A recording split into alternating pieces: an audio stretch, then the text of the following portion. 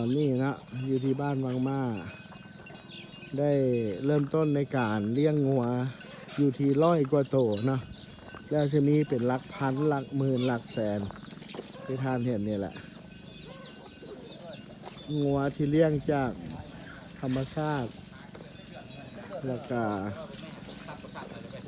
มากินตัวนี้ก็คือพันงัว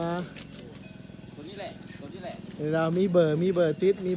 นะแต่ละตัวถือว่ามีเบอร์ติดต่อไปนี่แหล่งเลี้ยงใหญ่ที่สุดอยู่เทิงนั่นจะเอาต้อนขึ้นไปเทิงนี่คือการเบื้องต้น100 กว่าโตเนาะเราจะมีหลักหมื่นหลักแสนโตอยู่ที่นี่ทงนาอาเซียนแห่งนี้เนาะอุดมด้วย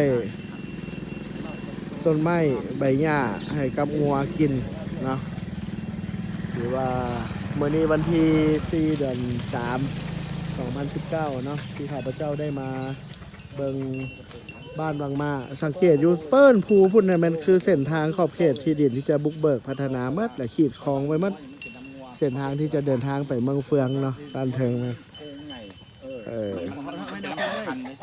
มากับเจ้าสัวเนาะเจ้าสัวท้องไรเงาเลยโอ้โหเห็นเลยเนาะนี่แหละคือธรรมชาติ